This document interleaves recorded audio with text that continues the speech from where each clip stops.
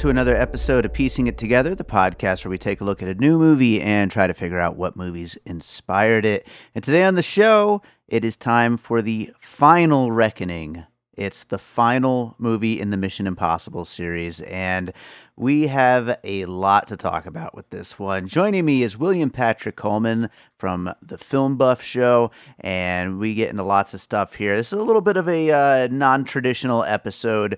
We do get into some puzzle pieces, but we also take a look back at the entire Mission Impossible series and just see everything that has come before and everything that leads up to this new movie, and we get into what may have inspired it, of course, as well.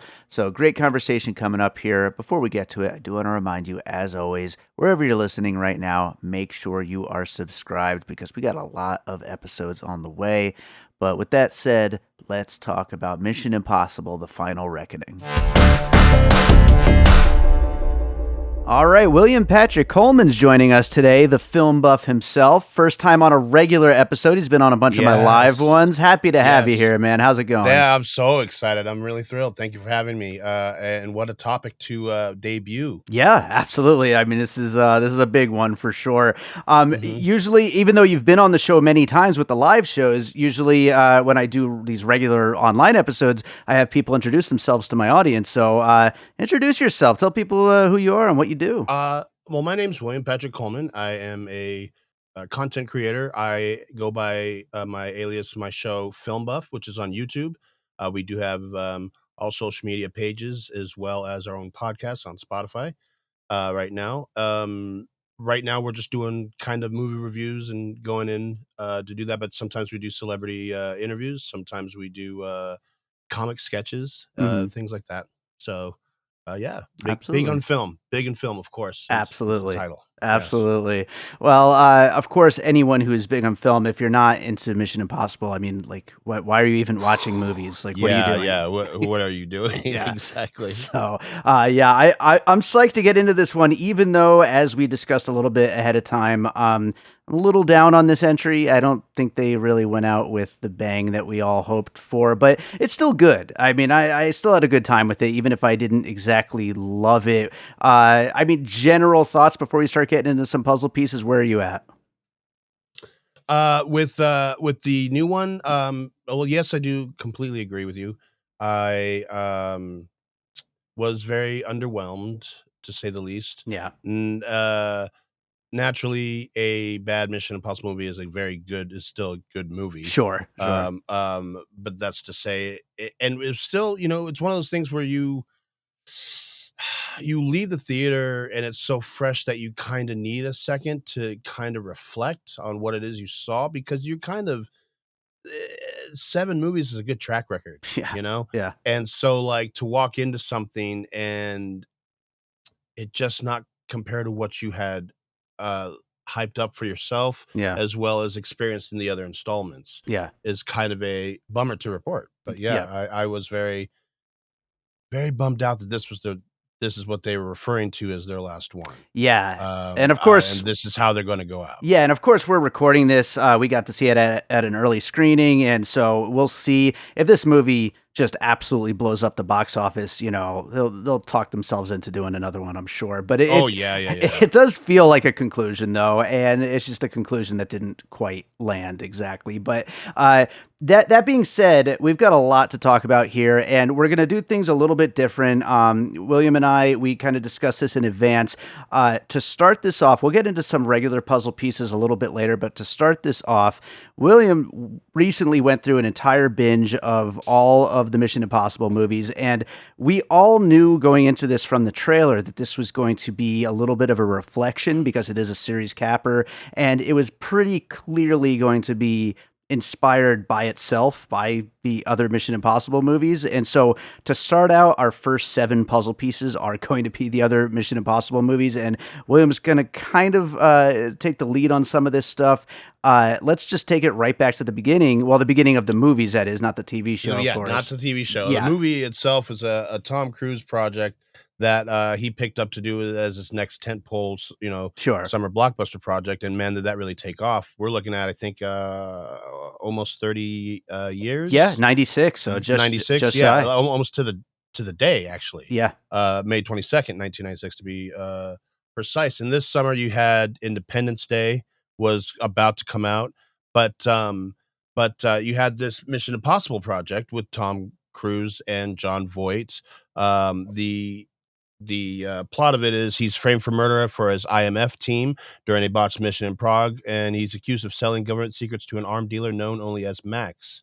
So on the run, Ethan seeks to discover the real traitor and clear his name from the incident.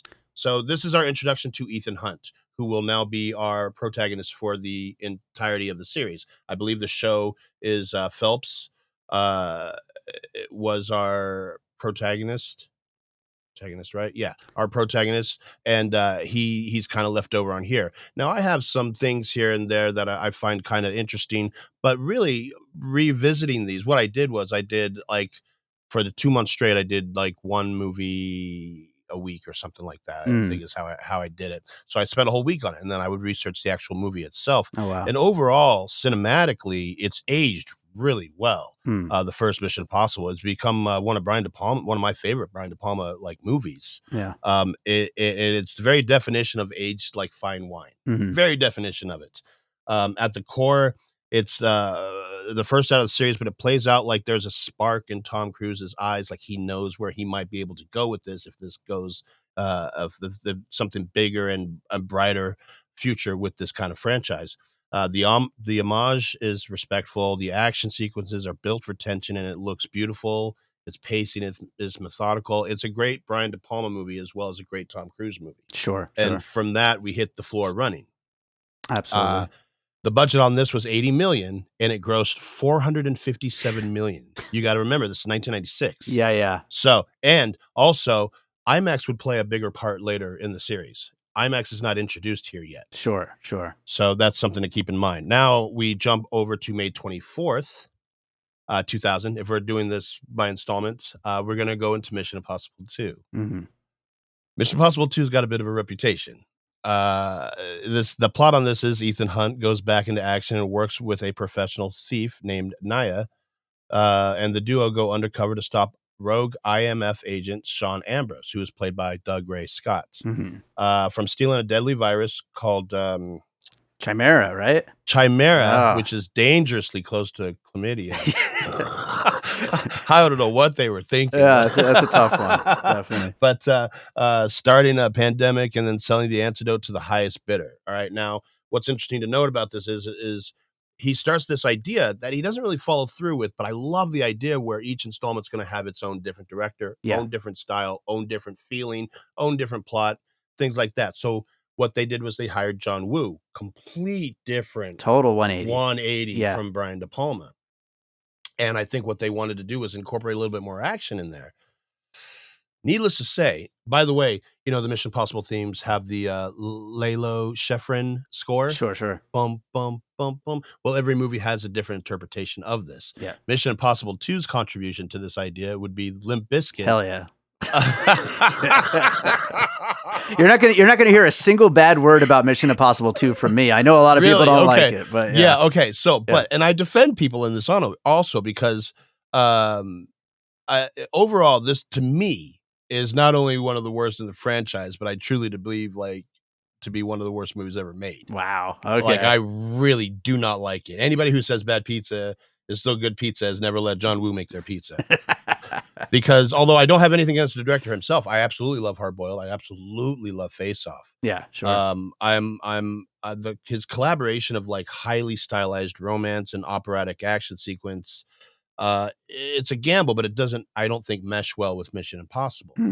Yeah. I could see the argument that it's not a good Mission Impossible movie, but it's a fun fucking movie. And I have so much fun with it, This is one of those things where it's like it's still a Mission Impossible movie. Yeah. But it is, I mean, honestly, the only low point in the whole franchise that and I actually watched it a lot. I watched it a lot. I watched it a couple times and I learned it. It's got a good cast.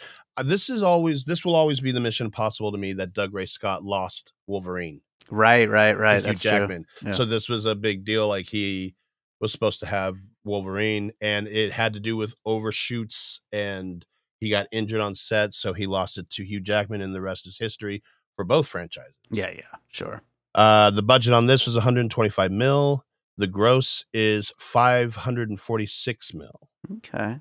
Now I'm doing world, of course. Sure. Now we're gonna go to 3. 3 has a special place in my heart. All right. Ethan is engaged to Julia Mead, who is unaware of his true job. He assembles a team to face the elusive arms and information broker Owen David, played by Philip Seymour Hoffman, Hell yeah. who intends to sell a mysterious, dangerous object known only as "quote unquote" the rabbit's foot. And by the way, if I didn't mention earlier, part 2 was released in May 24th, 2000. 2000. Well, part 3 comes out a good 6 years. 6 years in May 5th, 2006. This is the bridge between J.J. Abrams writing for shows to directing for movies. Right. So this is J.J. Abrams. Now, something interesting about this, there's a lot of interesting trivia about this. This almost became a David Fincher project. Can you imagine? I mean, they had the cast. They had Billy Bob Thornton as the bad guy. They had Carrie-Anne Moss in there. But something happened and shooting postponed for a whole year. And they lost David Fincher in the process. But they gained J.J. Abrams. And what might have been a big risk, going from John Woo to J.J. Abrams, it really turned out great. This cast, especially Philip Seymour Hoffman. Amazing. I cannot gloat enough about his performance. But you got Lawrence Fishburne, Billy Crudup. What's interesting about this is the narrative completely changes, and now Ethan Hunt has a life. He has a family. And so, like, for overall, this personally is my favorite Mission Impossible installment. Oh, wow. My Okay. absolute favorite. The cast is great. Maggie Q, John Rhys Meyers, but Philip Seymour Hoffman plays one of the most intense and threatening villains in the entire franchise, all without hardly any character background. If you can believe, there's all the bad guys in Mission Impossible movies usually have good character backgrounds, but this one he has none. He just And it shows really, up. he just shows up, and he's just menacing in this movie. And for my money, it is personally my favorite Mission Impossible. Structurally, cinematically, there's others, but I think I mentioned this to you at the screening. Mission Impossible 3 is the only one that I've only seen once. And Yeah. I owe it a rewatch. I wanted to do it before this conversation today, but I just did not have time. But mainly the number one thing I remember about it is Philip Seymour Hoffman and just how Yes. great he is, He's phenomenal in it. By the way, if you guys ever want to, I was going to bring this up movie by movie, but I'll just say it overall. You could play several fun drinking games to the Mission Impossible series. One of them being every time Tom Cruise runs, because he does run. Oh, every at movie. least once every movie, if not twice. Yeah, totally. The other one my friend and I were going over is every time he jumps or leaps, Yeah. rather. Some movies he leaps out a window. Some movies he leaps off of a motorcycle. He's doing a lot of leaping there. And so, yeah, these are fun little Good stuff. moments. Yeah. Now we're going to jump to Rogue. No, we're not going to do Ghost Protocol. Right. Ghost Protocol is now Christmas release. It's December 16th, 2011. And Ethan and the entire IMF are framed for the bombing of the Kremlin while investigating an individual known as Cobalt. Ethan and 3 other agents are left to stop Cobalt from starting a global nuclear war. Excuse me. I associate this movie with the first and probably one of the bigger movies outside of the franchise to help promote IMAX. Right. Me too. Yeah. This was a big deal because in the center of the movie, which is a great action sequence where he's climbing the Dubai Tower, and he leaps off of it and he's on there for a good, 15 minutes or so. But you had these huge banners of him on the building, and this one is directed by Brad Bird of The Incredibles fame. I think Tom Cruise really enjoyed his work and wanted to see what he could do live action. This movie is really, really good, and there's a lot of great action sequences in there. Did I go over the budget for part 3? You did. Yeah. What do we got here? Part 4 has the budget of 145 million. So the budget went down, but the gross ended up being 694 because of it. And I firmly believe it is because of IMAX sales. Sure. That's when that started coming into play. Now we're gonna go to 5. Mission Impossible Rogue Nation came out July 31st, 2015. When I initially saw this movie, I liked it a lot more than I felt when I revisited it. The plot of this is Ethan comes under threat from the syndicate faced by the IMF with his abandonment. Hunt assembles his team for the mission to prove the syndicate existence and bring the organization down by any means. Something I didn't mention is part 4 introduces a character played by Jeremy Renner named William Brandt. Hmm. The idea behind this, I believe, and you can kind of tell in Ghost Protocol, is that they were training him to take over the series. Right, right. So in Rogue Nation, there's a lot of Jeremy Renner, especially not sharing any scenes with Tom Cruise. And Sure. this is really the introduction of Alec Baldwin. Right, right, that too. And but by the way, just a little quick jump forward, and then we'll jump back. But something that I found surprising about the Final Reckoning is that they didn't do that whole thing again, trying to like introduce a new lead character or something like that. Yeah, I was kind of really shocked by that because my point in bringing up the Brandt thing is he's only in there for 2 movies, and something must have happened with Jeremy Renner in his personal life where he didn't come back or get mentioned or cameo or anything. Yeah, Because every character, if they don't die, which they commit to the deaths, by the way, it's not like Fast and Furious where they get brought back somehow or something like that. sure. But they commit to the deaths. But you've got people like Ving Rhames is literally in every movie. Yeah, Simon Pegg gets introduced in part 3, and he's in there. Like, there's a lot of loyalty you could tell between Tom Cruise, even as a producer, and his cast. sure, sure. They usually stick around. Right now, we're telling these movies kind of in 2, 3, 4, 5, 6, and now 7 and 8. Yeah. And so Rogue Nation is really this counteract to part 6. But real fast, I don't particularly, I mean, revisiting it, I mean, I felt this was the one has so much potential, but it falls in the dead center of 2 really great ones. Yeah, that's exactly how I feel too, actually, which is weird. Yeah. It's weird that you're like just now like kind of coming to that thought that it's not as good because I feel like most people Did you love always Rogue feel like Nation. that? Yeah, I did. Okay. I was disappointed. Like Ghost Protocol is maybe my favorite. Like Ghost Protocol Ghost or Protocol's Fallout. really good. Yeah, Fallout is incredible. It's like those are my 2 favorite, and like sandwiched right in the middle is this one that just did not do much for me, and it's especially weird considering that Christopher McQuarrie ends up coming back with Fallout a couple years later, and that ends up being one of my favorite. But I just don't know what exactly happened with Rogue Nation that just didn't work for me. Which I kind of, upon doing research, I found out that Christopher McQuarrie wrote Ghost Protocol for Brad Bird. Oh, So he had always been kind of around, and they just made him director. yeah, And then from Rogue Nation on, he directs the everything. Yeah, everything.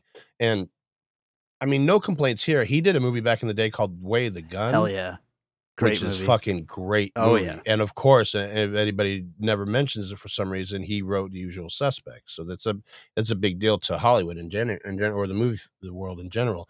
But yeah, Rogue Nation, upon revisiting, it's just not as engaging Yeah. as I remembered it being. And Yeah. I'm not talking shit about these actors, Sean Harris and Rebecca Ferguson, but these additions to them are, I don't know what it is. They're not as menacing. Now, I say that because what's his face, Sean Harris, ends up becoming pretty He's great in Fallout. intense in Fallout. Yeah. Yeah. But his introduction here is lukewarm to say the least. I didn't even remember him as a character when Fallout came out. I was like, oh yeah, that's right, he was in the last one. Yeah. So, He's very Hannibal Lectered out Yeah. in Fallout is what they do. yeah. Did I do the budget? It was 150, gross was 688. So about mil. the same, basically. Yeah. Yeah. Now, Rogue Nation comes out July 31st, 2015. There's great, reviews for it and whatever. And then they go, Fallout says, hold my beer. Yeah, sure. July 27th, 2018, Mission Impossible Fallout comes out. The plot of this is when IMF mission to recover plutonium goes wrong, the world is faced with the threat of the Apostles, a terrorist group formed by former members of the Syndicate, as Ethan Hunt takes it upon himself to fulfill the original mission. The CIA begins to question his loyalty and motives. There's a lot more going on in the movie than that. But that was the basic plot. And this is the one that Henry Cavill is in. So good. That's how, and this edition, I don't know what I always said when I was watching again, I was like, you know what it is? It's the fact that they get rid of him. Yeah. Like he doesn't go, he's only in this one movie. but man, is he a powerhouse in this movie. Yeah. There's a lot of great action sequences in this movie. Here's a fun, interesting trivia that I did. I just found this out, by the way. Do you know that of all the voice on the tape voices, Hmm. Christopher McQuarrie is the voice on the tape for Fallout? Oh, interesting. That's pretty cool. Yeah. That's pretty cool. Yeah, yeah, Yeah. yeah.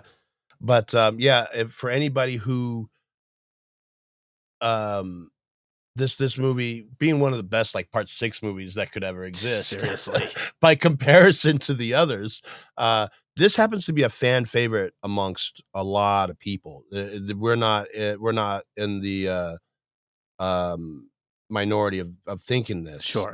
Everybody loves Fallout. It's a standout. The one of my favorite moments, of course, is the bathroom brawl. Whew. It is so good. Uh, and I don't know how many times they do this in franchises in the franchise, but doing an action sequence without score, and that's one of the reasons why that scene particularly hits well. Yeah, that By score is actually one of my top 10 scores of that decade. We did an episode of piecing it together on best scores of the decade, and that specifically is my favorite score of the series, and it's like top 5 even of the decade of scores. It's so good. This is also the introduction of Vanessa Shaw's character, the White Widow. Mhm. The White Widow, which us as fans know, but do they really come out and say it's Max's daughter?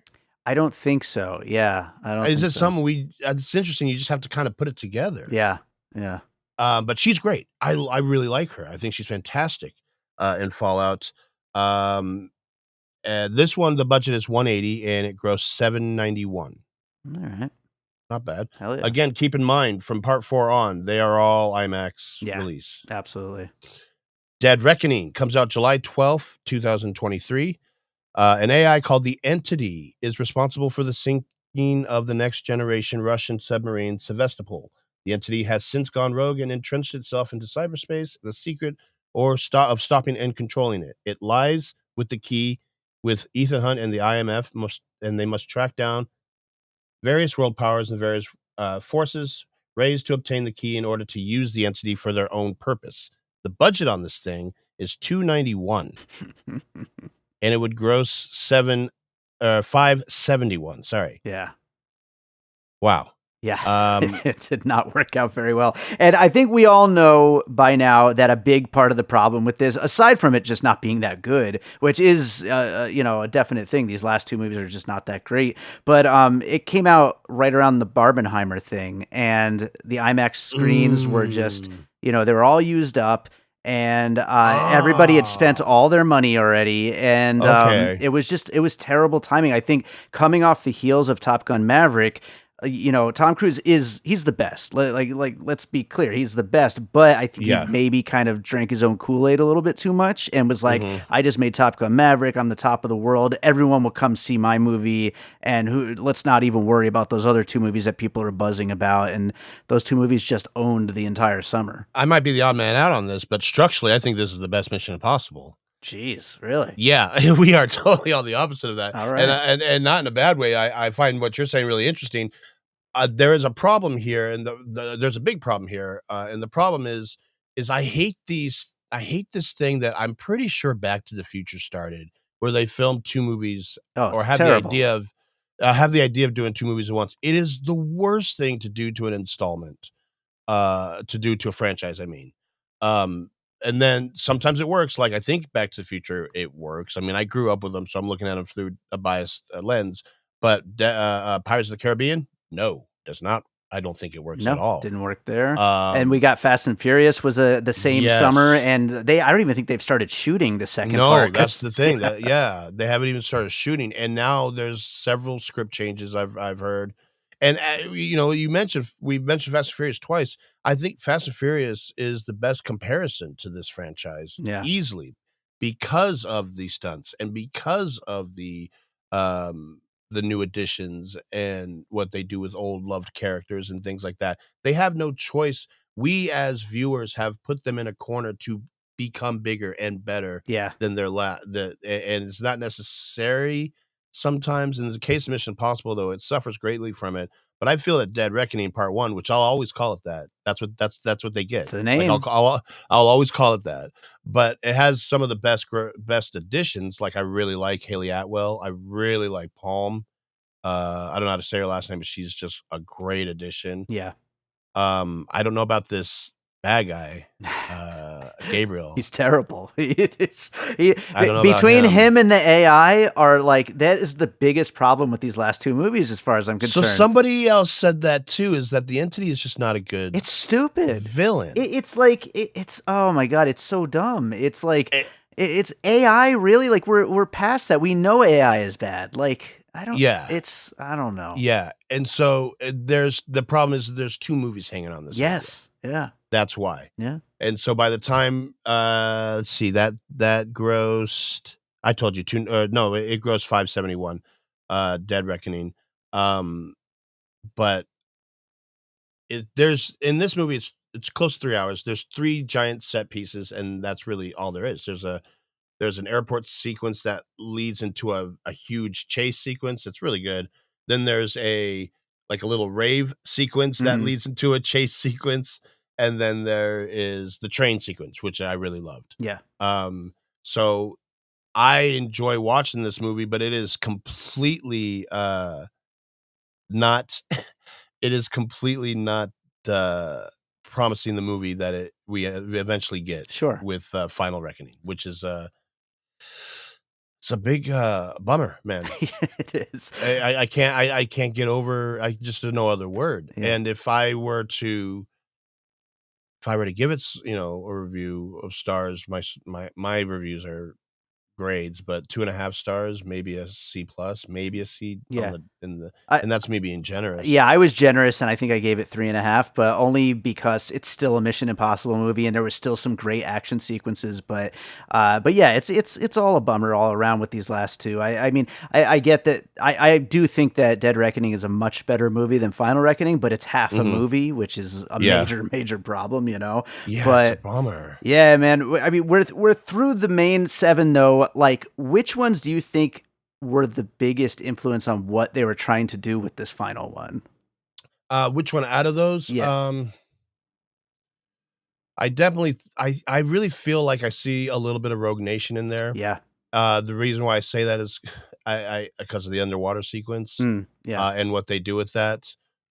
In Rogue Nation, again, watching it a second time, it does not pay off like I remember it paying off the first time I saw it. There's obviously some CGI going on there, and there's Yeah. obviously I mean, you can't do that.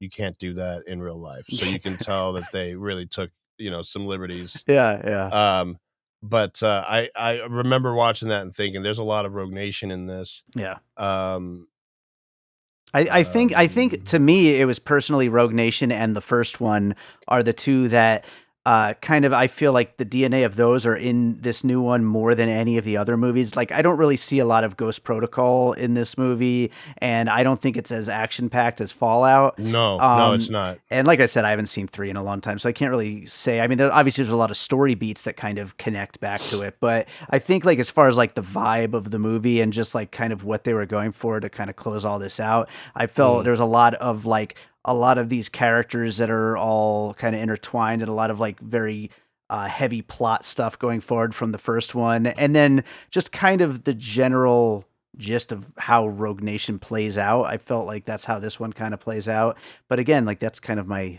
least favorite. So that's And a if they're problem. told in twos, then clearly Dead Reckoning Part 1 is a huge connection Sure. just because whatever doesn't work in Dead Reckoning Part 1, you've already committed to carrying over for Final Reckoning, and there's a lot of things that don't work for, Dead Reckoning Part 1 that Yeah. they have to carry over, Yeah, absolutely. in this one.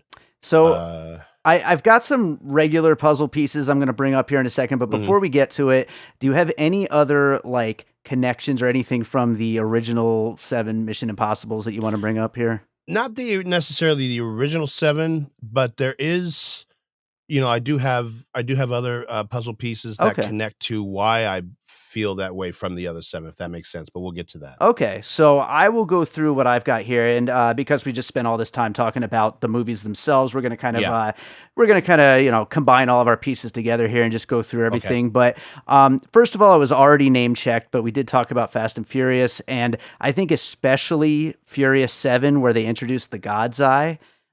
Is what we kind of are getting with the entity between these last two movies. So I think Furious 7 Yeah. is a Yeah. big influence on this, which now I am an unabashed Fast and Furious fan. I love Oh, I them. did not know Yeah, that. I I love didn't these know movies. that. But the thing is I love these movies because they're so stupid. Yeah, And they're they're ridiculous, dude. so dumb. And I think of Mission Impossible as more of like I don't want to use the word elevated, but like, more of like a high-end action franchise. And for it to be this similar to Fast Silly. and Furious and this Yeah. silly and ridiculous, that is, I don't know, that's a problem, even though I do love Fast and Furious, and especially Furious 7 is so damn good. But yeah, so I do think there's a lot there. I also will throw in Terminator Salvation, the one where we Ooh. get to see the AI take over and all that Mhm. stuff. Speaking of which, I hate Terminator Salvation. It's my least Ah, favorite interesting. Terminator. Well, I know a lot of people feel the same way. Yeah. I happen to really like that Okay, fair movie. enough. I'm not a fan of the last 2, but that's a whole different Yeah, episode. most of them are not good after 3, but, like, Yeah. Salvation for me just nothing about it works, but I do feel like we're kind of seeing the moments of the AI takeover if Ethan Hunt didn't show up and save the day, so Mhm. we're seeing all that. Also wanna throw The Abyss in there because we do get a lot of. Oh, you took it Yeah, from you me, had it you too. bastard. Yeah, Oh, you it makes bastard. sense. I didn't think anybody would catch it, but it's my same connection to Rogue Nation, that's why Okay. mine was, yeah. Fair enough, fair enough. And then I got two more I'm going to bring up.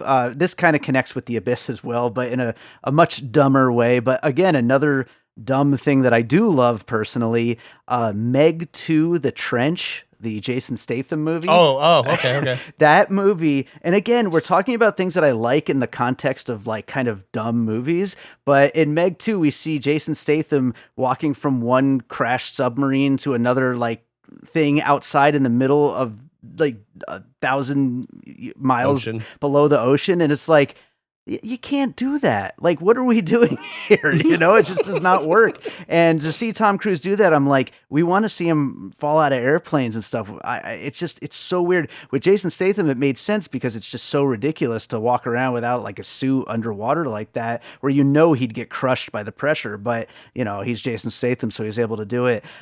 It's a weird sequence to include in a Mission Impossible thing. So still, I love Meg too. So I'm going to give that a shout out here. And then Mm. the last thing I wanted to include, not really a movie or anything, more of just like a trope, but clip shows from various television series over the history of TV. Whenever we're getting to the end of like some beloved series, we do a clip show episode. And, Yeah. they decided to basically start the final reckoning with the clip show. And the first like 20 minutes, it feels like, is like the greatest hits of everything that's happened in the previous 7 movies. And it's a weird choice. If anything, they should have done it at the end of the movie, but Mhm. that's how we start this thing. Yeah. So that's what I got as far as regular puzzle So pieces. I really only have 2, Okay. right? So, but my first one's a big one, All right. and I've been thinking on this a lot, and it actually expands on what you just said. Uh-huh. So, this is the first Mission Impossible where you kind of have to know all the Mission Impossible. It's the first Mission Impossible to really ever stop and go all the way to the front and reference things out of the blue, by the way. Yeah. So it almost feels forced. Like, not that they didn't have it planned, but if Dead Reckoning Part 1 is essentially one half of this, they don't do this at all in Dead Reckoning Part 1. So Sure. it's really random for Final Reckoning. My puzzle piece is Avengers Endgame. Yeah. The reason why I say this is because of how they marketed it. When Avengers Endgame was coming out, only a year after Infinity War, they didn't have that much time, but they really didn't they couldn't tell you anything. Hmm. There's nothing they couldn't really tell you anything, and so they relied on showing you clips from all the other characters' movies. It all comes to this one final moment. It's this one final moment is coming, and so luckily for us, with Endgame, they found a lot more creative ways to remind us of these characters' pasts. Yeah. But if you haven't seen, and I'm so grateful that I watched all of them recently. I'm very familiar with them. But to talk about I even joked. I was like, "I bet you they're gonna bring up the rabbit's foot," because they there's no closure of it. There's no closure on a lot of topics for Mission Impossible, but Yeah. this one in particular was like, you didn't have to go that far back, but you chose to. Sure. They do this with they bring characters back out of the blue that kind of borderline overstay their welcome Yeah. in this new one. Yeah. Because and I'm not gonna say who it is, because I thought this was a really clever thing at first, and then they really beat the hammer down Yeah. Yeah. with this character, and I know what they're doing here is they're trying to show the whole theme of this movie, by the way, is the ripple effect that Ethan Hunt and his decisions have made up on everybody he's encountered, Sure. his close friends, this and that. You have characters that you had in the series that suddenly they start talking about their children out of the blue. We never knew about that before, but what they're showing is a ripple effect of how it affects this person and this person's family. Yeah. Yeah. And then you have this person that Ethan Hunt affected in part 1, Yeah. and what that's done to this character's life through 8 installments, and where this person is now. Um, and so by that aspect, I thought it was really interesting, but then, yeah, they don't seem to know what to do with them Yeah, after a while. exactly, exactly. I hadn't thought of this in advance, but the way that you're talking about all of that right now just made me think of this. Do you remember Austin Powers when they show the henchman's home life? Oh, okay. So first of all, it's so funny you bring this up because that's actually a deleted scene. Right, right, right. It's Yeah, not in the movie, yeah. but it's so funny because I know that deleted scene, and Mhm. there's 2 of them in particular. But even the transitions are funny. Like the guy's getting steamrolled by the thing, and then it shows the wife pulling It's out. just baking or whatever, yeah. Yeah, and I love this, but that's exact same idea. And I actually watched I watched these scenes recently to show somebody because I thought it was funny. The chain reaction of it, I love that you brought that up. That is hilarious to me. Amazing. But yeah, Avengers Endgame, and I was stewing on that before I even walked into the movie. Um, because I could tell they're gonna talk about a lot of old school Mission Impossibles. Yeah, sure. And it's kind of weird in that sense because, yeah, now we feel like, okay, we're at the end, but without spoiling anything, I don't feel like Mission Impossible's done, Yeah. Well, if and that that makes also sense. that's another thing too, like, let's say this movie does huge box office and they talk him into Which doing it another could. one. Yeah, and it could, and they talk him into doing another one. This movie retroactively gets even worse because of the 20 minutes of clips and all of the talking about the past and all that kind of stuff that was just Yeah, basically it's pointless. it's It's dumb. pointless. Totally pointless. It goes without saying, and I'm sure a lot of reviews, even the good ones, will mention it is way too long. Way too long. Yeah. Way too long, especially when a lot of this time is only focused on looking at the past. Yeah, yeah, absolutely. They should make like a new cut if they make another movie and like cut out all that shit. Like But here's the other problem with this side of the coin is that on the other side of the coin, I feel like there's stuff that they cut out. possibly, yeah. There's a character that we find out is related to a character we knew in one of the installments towards the beginning, and then they kind of drop this idea and never really come back to it. Hmm. Yeah. And it's a big deal to the Mission Impossible fans. Hmm. It's also the first one without the White Widow, because she was did you notice that the White Widow wasn't in Right. this? Yeah. She, and I think she was in one of the Randomly. trailers too. But She's actually and I just recently discovered she is listed in the movie. right. Right. Yeah. So, that's what I'm saying. I think there's definitely a lot of deleted stuff. They they had too much of a movie, Yeah. and when they cut it down, they didn't stand back and look at what they took out that we needed. Yeah. I Absolutely. hate to tell you, if it does really well, we could be looking at a longer Oh, version, can't wait. being released for streaming. Can't wait. And the other can't wait. And the other, puzzle piece I wanna put on there is, just anything silent film era. So Buster Keaton, the general in Sure. particular, Sure. being one of the first, to really break down the whole actor and, stunt person wall there. Um, I think that right, he's one of the first to do it. Yeah. Yeah. I would think so. Yeah, Yeah. so I see a lot of these actor stunt people, Jackie Chan, Tom Cruise, combining acting with the stunts.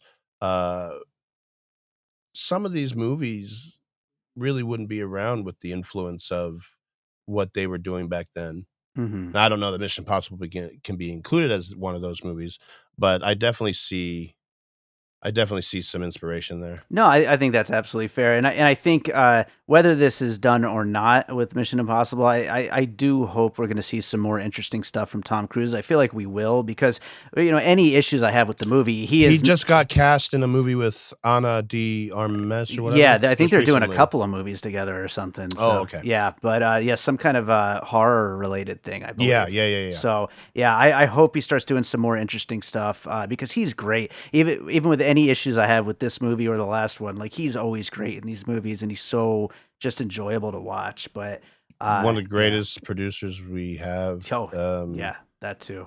Actor producers Yeah, that we have. yeah, I've always been a Tom Cruise fan, yeah, man. He is a star. He yeah. is a star. And Mission Impossible is his vehicle. Did you make a ranking, like an official William Patrick Coleman ranking of these movies? No, but I can do it real fast because it just is in my head anyways. Yeah, sure. uh but it's gonna be heartbreaking though. Okay, so I said my personal favorite is Mission Impossible. I can do it without looking. All right. My personal favorite is Mission Impossible 3. Mhm, But Dead Reckoning Part 1 is real close, with Fallout being just almost on top of that. mhm. These 3 movies, if somebody said, "I need to know as fast as possible," I'd just throw them one of these 3 movies. Cool. Um, 3 in particular because it's the beginning of his marriage and Luther's in it and all this stuff. After that, Part 1, as fast as I can get it in there, Part 1 is a cinematically beautiful looking movie as well. Then we get Rogue Nation. It's a jumble between 3, and I think I've named all of them, but no. Ghost Protocol Yeah, is see, that's tricky because Ghost Protocol is to me, a very impressive movie, so good. but Brian De Palma, man, I Mm, can't. So the original one is a little bit behind Fallout, but Ghost Protocol is right on top all right. of Part 1, right there. And then you got the 3. Rogue Nation would be first, which is I can enjoy Rogue Nation just fine. I don't know if I'm gonna see this one again because this was a gut punch for me. It really was. I had prepared for 2 months. I prepared for 2 months. Yeah, So I still feel that Final Reckoning is not as unbearable as Part 2. I okay. can't stand Part 2, but that's my It's amazing how different our rankings are. yeah. Is it So like flip the list? practically, well, not entirely, but I would put Fallout at number 1, Mhm. with Ghost Protocol right behind at number 2. I mean, they are easily my 2 favorite Mission Impossible movies. I have Mission Impossible 2 as my number 3, which I know is probably Mm. controversial amongst any movie fans, but that's fine. Uh, I would. So here's where I start to get a little fuzzy. 4 and 5, I would probably say Mission Impossible 3 will end up in that spot at number 4 when I finally get a rewatch in. But right now I have Dead Reckoning Part 1 at that number 4 spot, and Mission Impossible 3 at number 5. Oh, that'll flip, I bet you. Probably. I think so. Then I have Rogue Nation. Then I have the first one, which I like, but I like the whole spectacle of everything that's come after so much more. And then Mhm. I got this new one in the last spot. In So the last spot, huh? yeah, so that's where I'm at Where with was these. 1? Where was 1? Number 1 was right before that. Yeah, number 7. So Interesting. yeah, Okay. so yeah, I don't know where they're going to go because I thought William Brent was a huge Jeremy Renner's character. I thought he was a huge addition to where they were going to try and go, and so I don't know where they are going to go right now. yeah. It's really hard to say, but Take a break. yeah, take Take a a break. break. I just want to see Tom Cruise do stuff. That's really all I want to see. So I was like, if this goes on without him and they figure out a way to get him back, could he be the voice on the tape if he's too old? that's cool. That could be That'd be good. kind of cool. Yeah, I could see that for But sure. yeah. Well, William, is there another movie you watched recently you'd like to recommend to our listeners before we wrap up here? Wow, that's a fantastic question. I okay, you're gonna laugh. Would you believe that I just saw Blood Diamond for the first time? Blood Diamond. Okay. Yeah, Yeah. and I was interested in Edward Zwick. I Yeah. was kind of interested in seeing his movies, and I like Leo. I really like Jennifer Connelly's career, and so I watched it, and I really loved it. I mean, I knew I was gonna like it. It's Yeah. great. Yeah, it's really good. Yeah, I actually am a little you caught me in a weird time because 'cause I'm usually always caught up to things, but I really am behind, and I really wanna see, such a Final Destination fan, Yeah. so I'm all about that new I'm one. going tomorrow, 4DX. I can't wait. Yeah. So, Yeah. yeah. What do you think's gonna happen to you in They're that? gonna make me hurt by the end. That's all I know. But Friendship is the other one I really oh, wanna see. can't I'm wait. a big fan of that guy, Tim Robinson. I think he's Yeah, hilarious. I cannot wait for that. But Any William, new ones that you've seen? geez, what have I seen? I don't even know what I've seen lately. I've just been in Mission Impossible mode. I did just rewatch for the first time since the theater Drive, which Oh, since the theater. yeah, that's how long it's Bro, been. that movie's It's great. so That damn good. movie's Yeah. oh, it's so good. Yeah. So That's a good one to catch up guess I'll on, yeah. shout that out. But yeah, William, this was great. Tell people again where they could find you. Again, you can find me at, on YouTube right now, Film Buff Show, if you're looking specifically, or William Patrick Coleman, you could type in. I'm up there, I'm active, where we got things go movie reviews coming out and things like that.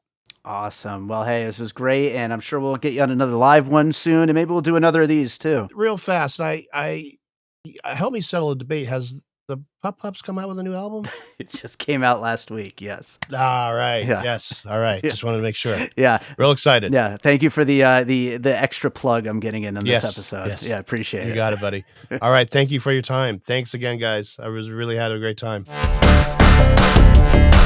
All right, so I hope you enjoyed that conversation about Mission Impossible: The Final Reckoning. Thank you to William Patrick Coleman for joining me on that one, and thank you to all of you for listening. If you're enjoying Piecing It Together, make sure you are subscribed. You could also follow us on social media at Piecing Pod. Join the Facebook group Popcorn and Puzzle Pieces, where we continue the conversation about all the movies we talk about here on the show.